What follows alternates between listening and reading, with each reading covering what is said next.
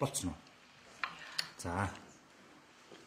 За та бүгдэд энэ өдрийн мэндийг хүргэе. За нийслэлийн прокурорын газраас тухайн асуудалтай холбоотой асуудлаар мэдээлэл өгч байна. За 2025 оны 4 сарын 11-ний өдөр Монгол Улсын засгийн газрын хэрэг эрхлэх газраас гэмтрийн талаарх мэдээллийг бол ирүүлсэн. Уг мэдээллийг бол авилгатай тэмцэх газарт одоо Улсын ерөнхий прокурорын газарт ирүүлсний дагуу 2025 оны 4 сарын 17-ны өдөр авилгатай тэмцэх газрын мөрдийн шалгах хэлцээс мөрдлөгчийн тогтоолын дагуу хэр бүртгэлтийн хэрэг нээхээр бол ирүүлсэн. Уг тогтоолын дагуу нийслэлийн прокурорын газраас бол хүлээн авч хянаад эрүүгийн тусгай ангийн 22-1 эрх мэдэл албан тушаалын байдал оруулан ашигласан байж болзошгүй. Эрүүгийн тусгай ангийн 22-ийн 10 заасан үнэлгээгээр хөрөнгөцсөн байж болзошгүй гэдэг асуудлаар бол хэр бүртгэлтийн хэрэг нэ мөрдөн шалгах ажиллагааг явуулан шалгаж байна.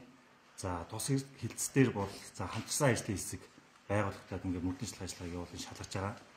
Ямар нөхцөлд хамтарсан ажлын хэсэг байгуулан тухайн хэрэгт мөрдөн шалгах ажиллагаа явуулдаг вэ гэхээр хэд хэдэн мөрдөх байгууллагын чиг үүрэгт хамаарах асуудлаар хэд хэдэн мөрдөх байгууллагууд мөрдөн шалгах ажиллагаа явуулах нөхцөл бий болсон тохиолдолд хамтарсан ажлын хэсгийг байгуулдаг. Улмаар бол авилгатай тэмцэх газрын мөрдөн шалгах хэлцээс бол хамтарсан ажлын хэсэг байгуулах саналыг бол прокурорын байгууллагад ирүүлсэн. Уг саналыг үндэслэж бол Улсын ерөнхий прокурорын газрын хэр бүртгэх мөрдөн байцаах ажиллагаанд хяналт тавих хэлцээний даргын тогтоолын дагуу цагдаагийн байгууллага болон авилгатай тэмцэх газрын хамтарсан ажлын хэсгийг бол байгуулад өнөөдөр бол мөрдөн шалгах ажиллагааг бол үргэлжлүүлэн шалгаж байна.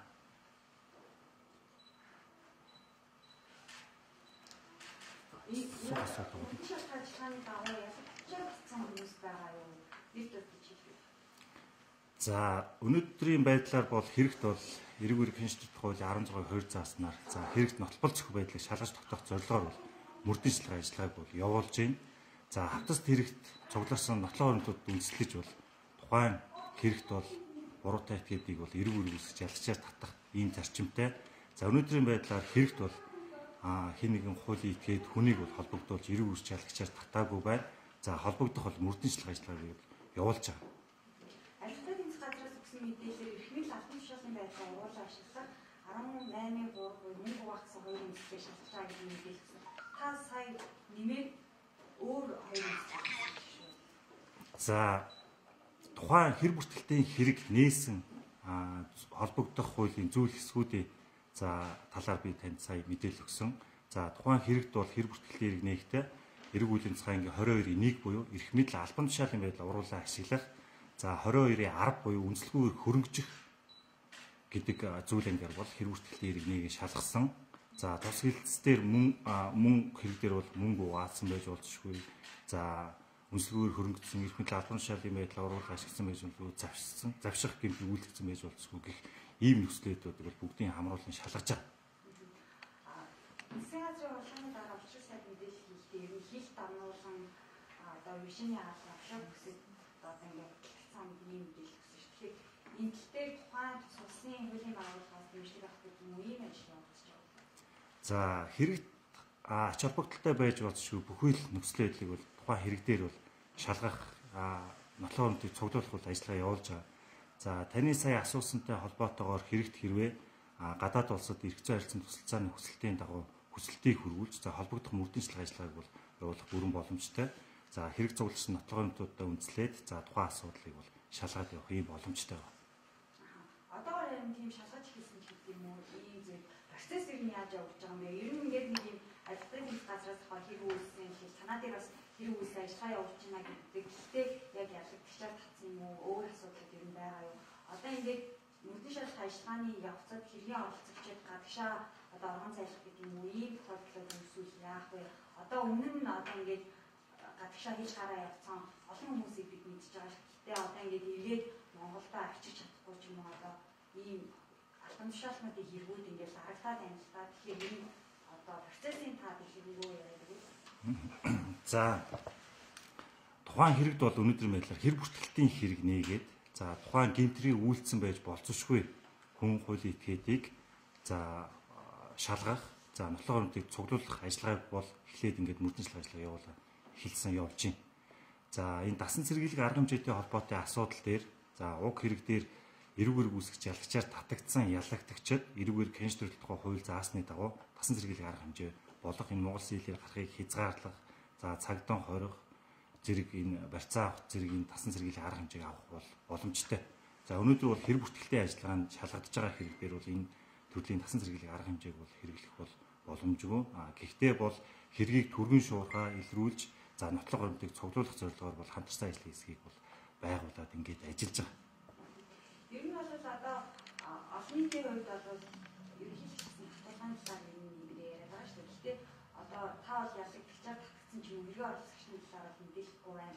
Тэгэхээр их мэдээлэл албан тушаалын байдлаа уруулан ашигласан гэдэг үндэслэл байгаа учраас энэ бас нэг их мэдээлэл даваа байдлаа ашигласан хүн байгаа гэж ойлгож байна. Тэгэхээр одоо олон нийтийн мэдээллийн хэрэгслээр яваад байгаа юм байна. За олон нийтийн мэдээллийн хэрэгслээр за мэдээлэгдсэн хэвлэгдсэн асуудлыг бол шалгаж байна. За эрүүгээр хянш төрөлх хууль 29-ийн 3 зааснаар бол хэрэг бүртгэлт мөрдөн байцаалтын ёц, үр дүн, за төлөвлөлтийн талаар бол нууцлалтай. За тэгэхээр бол тухайн хэрэгт бол тухайлан хүн хуулийн этгээдийг бол нэр зааж хэлэх бол өнөөдрийн байдлаар бол боломжгүй байна. За тухайн хэрэгт бол мөрдөнчлөг ажиллагаа явуулж дууссаны дараа хэрэг цуглуулсан нотлох баримтууд үндэслэж за хүн хуулийн этгээдээ бол эрүүгээр үүсгэж ялагчаар татаад за холбогдох мэдээллийг бол та бүхэнд ингээд өгөх бол боломжтой. Яагаад тэгэхээр одоогийн байдлаар бол мөрдөнчлөг ажиллагаа явуулж дуусаагүй болохоор эрүүгээр хянш төрөлх тухай хуулинд үүргэжүүлсэн зохицуултайгаа болохоор энэ нууцлыг бас бид хангаж ажиллах юм зохицуулттай байж. За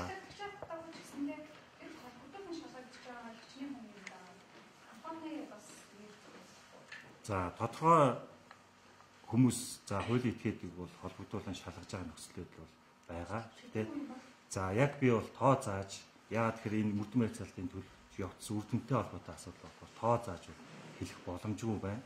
За түрүү бас сая асуулаа шүү дээ. Энэ авилга албан тушаалын гэмтэрэг үйлдсэн этгээдүүд ингээд гадагшаагаар явждаг. За хэрэгүүдийг шийдвэрлэхгүй байна гэдэг асуудал бол яригдж байна. За нийслэлийн прокурорын газраас бол дагсан чиг үүргийн хүрээнд бол авилгатай тэмцэх газраас мөрдөнчлөг ажиллагаа явуулсан энэ авилга албан тушаалын гэмт хэрэгүүдэд бол дагсан чиг үүргийн хүрээнд бол хяналт тавиа ажилладаг байж байгаа. За 2024 оны бүтэн жилийн байдлаар бол авилгатай тэмцэх газраас нийт 1236 гэмтрийн талаарх гол мэдээлэлд бол мөрдөнчлөг ажиллагаа явуулсан. За үүнээс хэрэг бүртгэлтийн 885 хэрэгт бол хэрэг бүртгэлтэй ажиллагаа явуулсан. За уг 885 хэрэгээс бол 446 хэрэг дээр нь бол эрүүгээр үүсэж ялагчаар татсан. Нийт 830 хүнийг холбогдуулж бол эрүүгээр ялагчаар татсан. За үүнээс мөрдөн байцаалтын нийт 385 хэрэг дээр бол ажиллагаа явуулсан шалгасан байж байгаа. За ингээд 385 хэрэгээс 167 хэрэг буюу нийт 445 за нийтийн албан тушаалтан болон бусад албан тушаалтанд холбогдох хэргийг бол шүүгч шилжүүлж за гэмтэрэг үйлцэн гэмбургийн асуудлыг бол эцэн шийдвэрлүүлсэн ийм төсөл байдалтай бол байна. Өөрөөр орчинд анх үлцэн эзэмшижсэн дөгөж багсны охин миний хувьд бол хамгаалалт хүссэн. За өөртөө байгаа баримт материалуудаа захиад үзэх газар хүлээсэж өгсөн шүү дээ. Авилгатай тэмцэх газар юу хамгаалалтын ах боломжтой гэдгийг хэлжсэн. Эндгээр ер нь прокурор байгууллагаас биш асуултаа явуулсан тийм хэргийн материалыг татаж шалтсан асуудал байгаа шүү. Яагаад хамгаалалт нахгүй байгаа вэ? Тухайн эмэгтэй хувьд бол амнасны талтай байна. Зам аавын өнгөрсөн. За Камекс компани захирлаас гадаад захирлын одоо ингээд насарсан гэдэг ийм асуудлуудыг хүлээрсэн шүү. За гэрч орчийг хамгаалах тухай хууль бол эрүүгээр хянш төрөлх хуулийн тодорхой заасан байж байгаа л да. За тухайн хэрэгт гэрч орчоор болон хэрэгээ оролцогчоор оролцож буй этгээдийг бол за тухайн хуулиудад зааснаар бол за гэрч орчийг хамгаалах ийм арга хэмжээ авах хуулийн зохицуулттай байгаа. За энэ хүрээндээ бол холбогдох мөрдөнчлөг ажиллагаа явуулан шалгаж байгаа.